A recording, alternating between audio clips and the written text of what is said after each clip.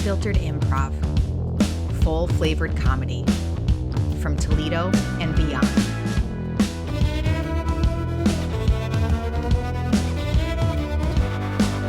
Hello and welcome back to another episode of Improvised Comedy right here on Homegrown Toledo Creatives. We are unfiltered and we want to make sure you know that programming like this is not possible without a listener like you. Your ears are the reason we keep doing this week after week, so thank you, listener.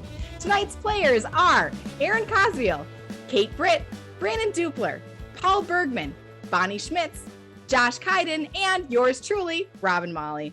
We're going to get started with a game called Good News, Bad News. The way this game works is we get a topic and then we hear the good news about that topic, followed by the bad news about the good news, and then the good news about the bad news. It's topical, it's funny, it's a blast. Let's get started. Josh, can you please give us the good news about lawnmowers?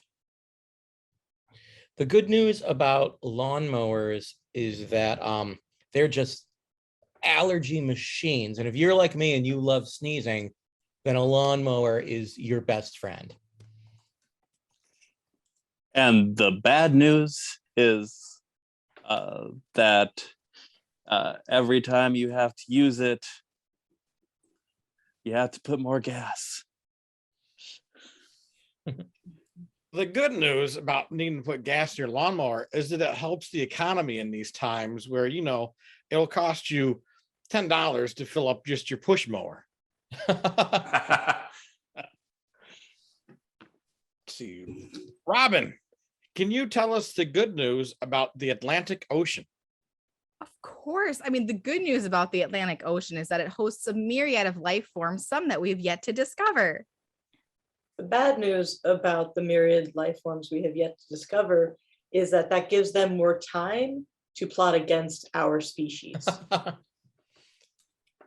But the good news about these creatures plotting against our species is we kind of deserve it, don't you think? Hey, Bonnie, why don't you give us the good news about Apple's latest Generation 3 AirPods? The good news about Apple's newest generation of AirPods is that this time maybe they'll not get outdated so quickly. This one will last a little bit longer before the next generation comes out. Mm-hmm. The bad thing about these AirPods not getting outdated quickly is that they will last until the end of time. And when aliens discover the rubble of our species and they discover those AirPods that are the last thing remaining, they're going to judge the poop out of us. The good news about the aliens discovering those pods is that they can clone the future human species from our earwax. Okay. All right. Brandon, give us the good news about socks.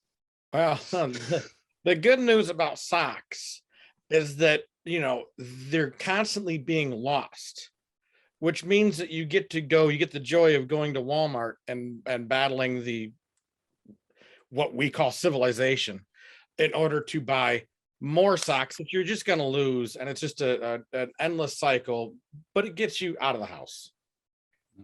Well, the bad news about getting out of the house is that your chores are still just there waiting for you, building up, and you're out having the time of your life battling civilization at Walmart with so much excitement. But meanwhile, those chores, like that laundry, is not doing itself. Those dishes, they're just getting moldier. The good news about battling civilization at Walmart while all of your chores go undone is you can just like buy more clothes and dishes while you're at Walmart. Come home, trash it, problem solved. Win-win. Mm-hmm. Paul, give us the good news about wildflowers. Oh, the good news about wildflowers they make a good food source for both you and your cat. The bad news about using wildflowers as a food source for you and your cat is that your lawn's not going to look as pretty after, dinner and breakfast and lunch every day. It's just going to get uglier and uglier. Mhm. The good news about your lawn getting uglier and uglier is that your neighbors aren't going to be out there taking pictures night and day the way they have been all spring. And it gets tiring having to keep your blinds shut because you feel like you're surrounded by paparazzi. So anything to cut down on that. Great to finally get some privacy back. And that was good news, bad news. This next game is called Foursquare. Our players for this game are Josh, Brandon, Bonnie, and Aaron. The way it works is we'll be teamed up in scenes of 2 people, and they will then rotate through those scenes, giving you a total of 4 different scenes. You'll see them take a new direction as we jump to and from these scenes. To get started, let's get a suggestion for Josh and Brandon of a location. Where are these 2? Submarine. A submarine. All right. And for Brandon and Bonnie, let's get a suggestion of somebody you would never want to run into on a submarine.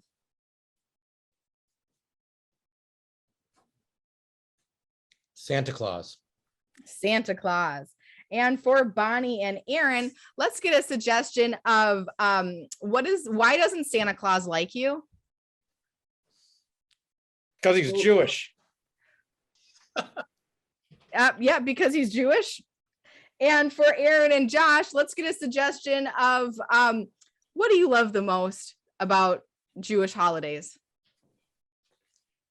The presents. The presents. All right. We'll go ahead and rotate through. Remind us of your suggestions. Submarine.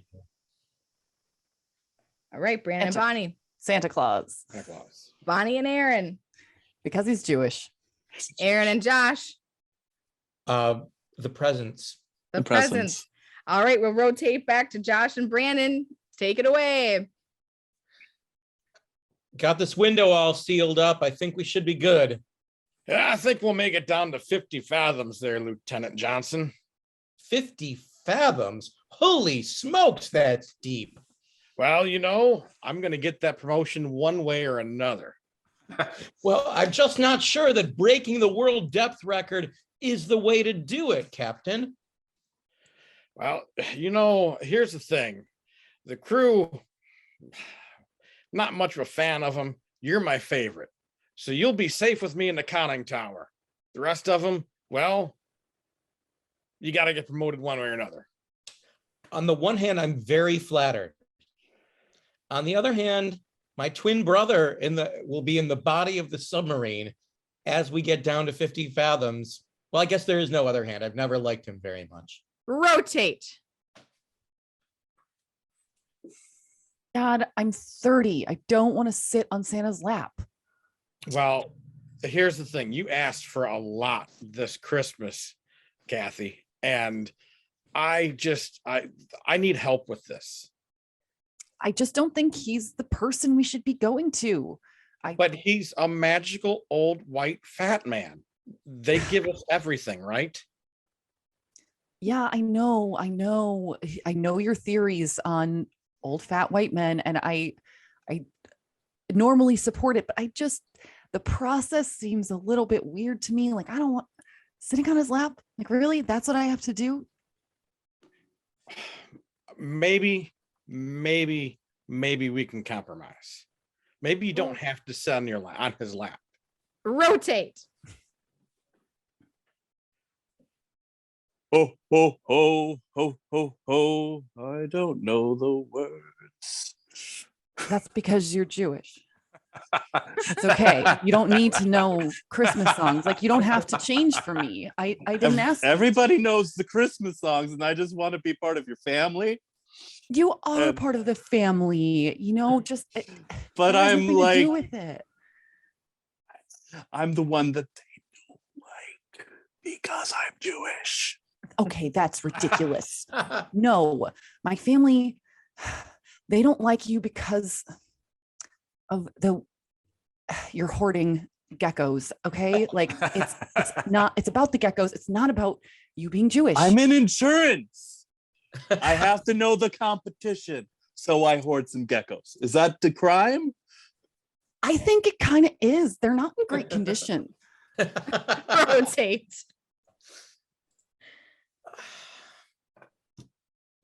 I thank you, but no thanks. No, thank you. I give you my entire life savings, and it's a no thank you. I mean, I just thought it was gonna be more. I just made some mistakes in my youth. Okay? Right? I appreciate And that. I didn't make the best investments, but I give what I can. I'm giving you literally everything. And when I die, and I will die, then one day the house, which is mostly paid off, will be yours. I don't really want the house either. It's got so The many house is layers equity. right, but the wallpaper is awful. There's a lot of Rotate. it. Well, it's just us now. You're brave. You're brave sacrificing your brother because you know you're my favorite. You have a special place in my seafaring heart. Well, I would hope so, because we're trapped alone in this very small space until we get rescued. So That's right. And there's only one way we can be rescued, and that's if we rescue each other, Lieutenant Johnson. well, Captain, Mm. I thought you'd ask for that, but now that you say that, I suppose, yes, the only thing we can do is cut you into the shape of an SOS and lay you on top of this tower. Rotate. All right. Yeah, I guess that wasn't as bad as I thought. I thought he was going to be way creepier when I sat in his lap. No, he just seemed to be mainly just drunk. Yeah, it was definitely a lot of whiskey. He had a flask. I felt it was like in his pocket. And he pulled off those patent leather boots amazingly well too. That's that seems to be a lot out of date, but It's kind of sexy. Yeah, I'm into it.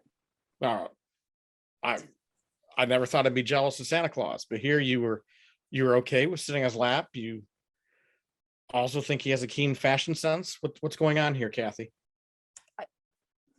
I just, maybe something's been awakened in me.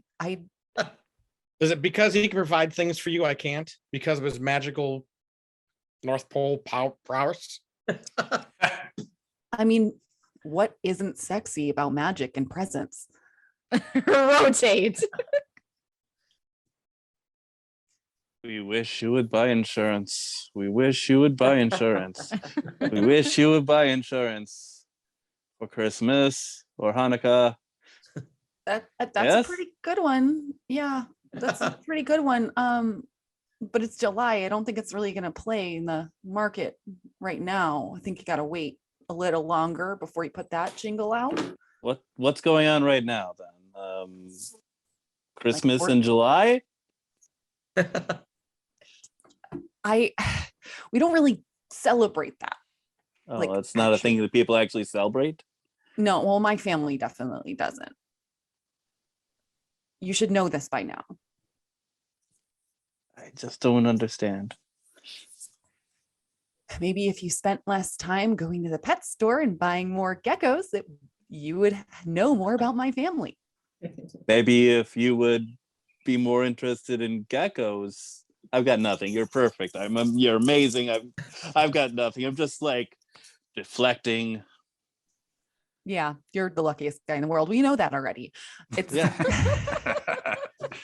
really, my mom keeps calling me and she's really concerned, and I can't really live like this. There's lizards everywhere. Mhm. And your business has not taken off because of the lizards. You did not capture the Geico gecko. Someday. Rotate.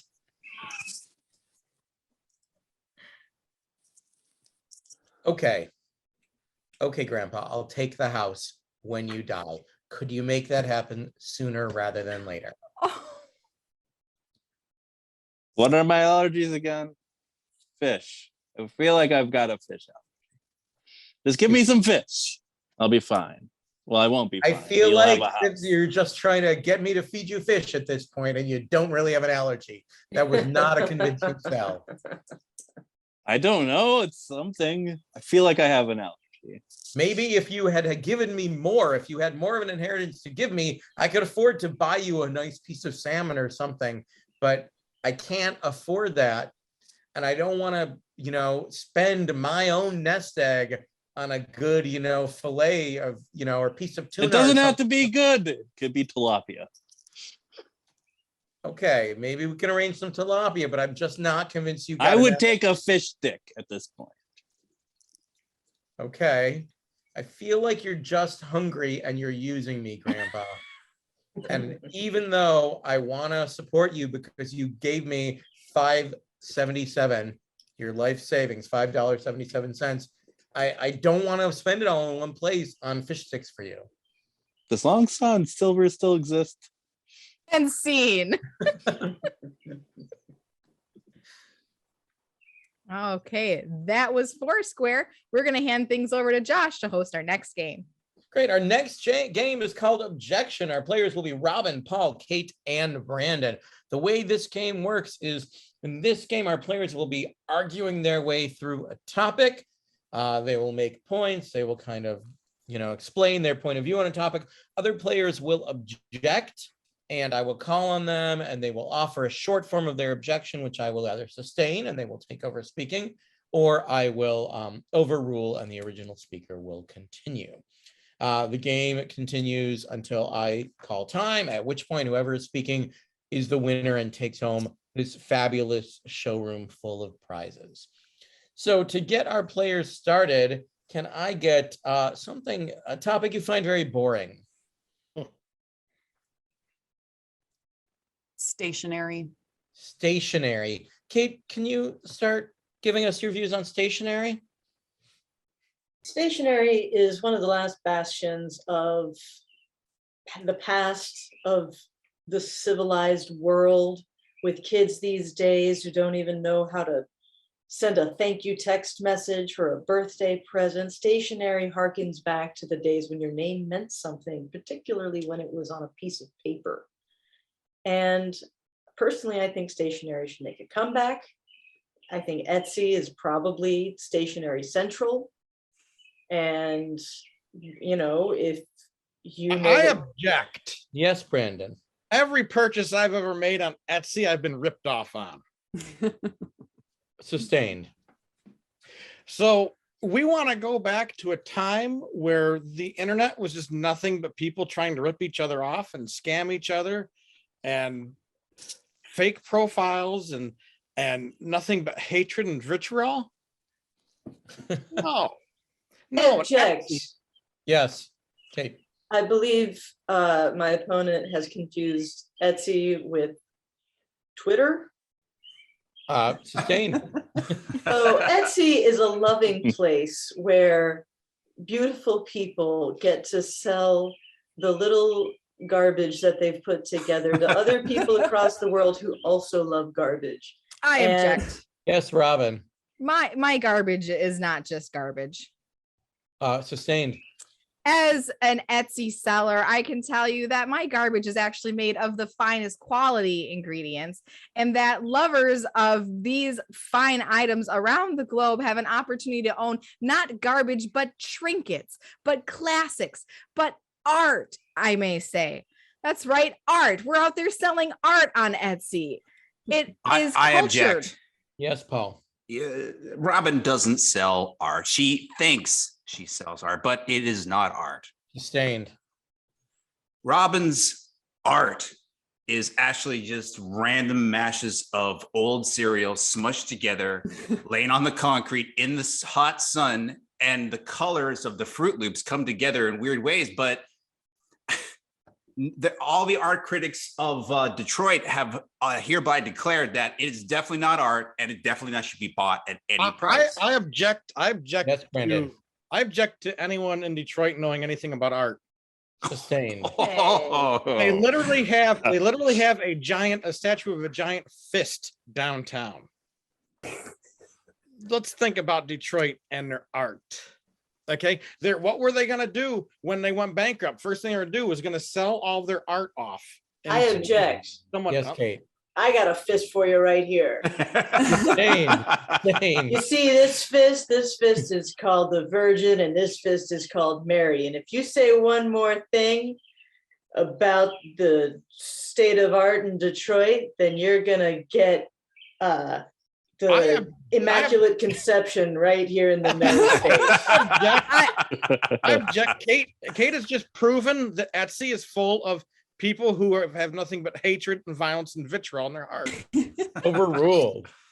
So when you start praying to your God, you better hope it's not my son. Yes, Robin. Yeah, I've never prayed in my life. Sustained. Yeah, so your expectations that I'm going to pray to a God, any God, even that God, is just, well, unfounded beliefs. I think that I'd say, go ahead, Virgin Mary, hit me with your best shot. And when I am bleeding bloody in the hospital from how bad you have whooped my behind, I will do zero praying and accept the consequences at point blank fact statistics of whether or not I live or die.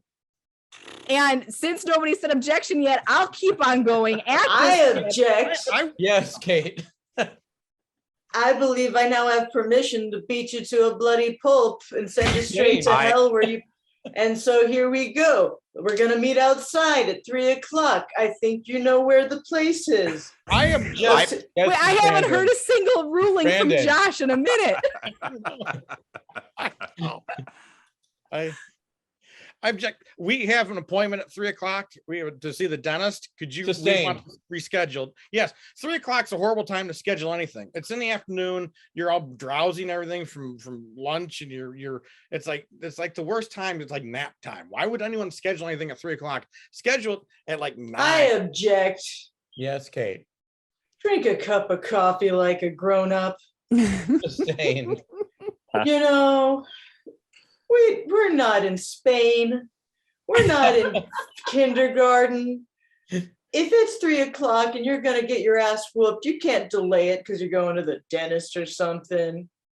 Just, put on your big kid undies and meet me I out. object. Yes, Brandon. We're on the radio. Are we allowed to say ass whooped? Well, now that we Yes, said we it are. twice. Yeah, I guess I'm overruled now. I object. To yourself. That's right. I object. Yes, Robin. Kate's wonderful. She has no reason to object to herself. Sustained, and Robin, you are the winner. Okay, that was objection. For our final game, we'll have all our players in the game. Our game is called Soap-O-Matic. I will give our players a set of 3 initials taken from an actual human being. No worries, I didn't remove those initials from them. I just borrowed them for the few minutes of this game. So don't get concerned. I'll give them a set of initials. We'll go around in our order here, giving us the title and description of a soap opera with those initials. So for example, if I were to say A, B, C, then a player might say that's all bean counters, and it's a soap opera about accountants working in a firm together and falling in and out of love with one another. So after we've heard all these ideas for soap operas, then I'll call on a few of our players to present a scene from one of them. Players, our initials for you today are ICM. ICM, and we'll go to Aaron for our first soap opera. Interdimensional continuity musicals. It's a soap opera about people who have to go through different musicals and keep the continuity. Okay, thank you, Aaron. Brandon, what you got for us? Incontinent Canadian monsters. Okay, and what do we see when we watch an episode? It's much like a Canadian version of Sesame Street with the Muppets that are monsters. However, they just have uncontrollable, violent projectile diarrhea. That's what we all want to see on our soap operas. Absolutely. Robin, what have you got for us?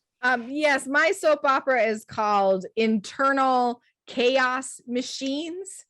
And this is actually just a show about, it's a soap opera about teenagers exploring their real life emotions and how as they go through puberty, they just become these internal balls of chaos, and they have no control over it, as if it were a machine that was controlling them. It's just basically a reality TV show. Okay, great. Internal chaos machines. What have we got from Kate? Well, this is a soap opera called International Crime Mommies. And this is mommy bloggers from countries across the globe who connect through the internet on parenting and also heists and whatnot. And, just the drama among them and their partners and their kids. And you never know what's going to happen. International crime mommies. Okay, Paul, what have you got for us? Well, my series is still in development, Josh, but the working title so far is called I've Combed My, and it's not quite finished. But what it is it's post-apocalyptic future where everything's destroyed, but there's a surviving group of fashion models, and they keep asking each other, have you combed your hair yet today? Because to them, that's still the most important thing, is to have, combed hair. Interesting. I combed my. Yeah. I combed my. What did you comb? Some of them don't have hair anymore because of what happened. Okay, I combed my. And Bonnie, what have you got for us? My soap opera is called It's Common, Michael, and it's just about following the life of this man, Michael, who doesn't realize how common certain things are. Just very unaware of the world. Okay. It's Common, Michael. So our soap operas were interdimensional continuity musical, Incontinent Canadian Monsters, Internal Chaos Machines, International Crime Mommies, I Combed My, ... and It's Common, Michael. And I think I'd like to see a scene from International Crime Mommies with Kate, Bonnie, and Paul.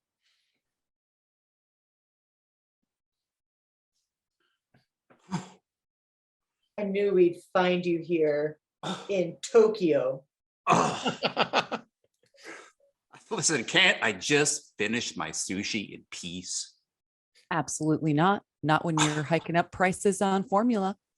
You think that I didn't mean to, but I had no choice.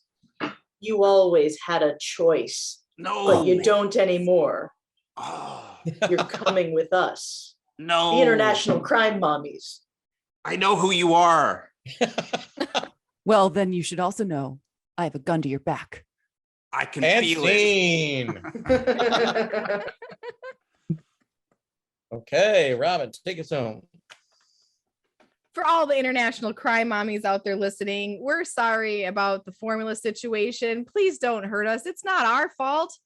Maybe a little. Maybe we should elect better officials. All right, everybody, on that note, have a great week. Bye.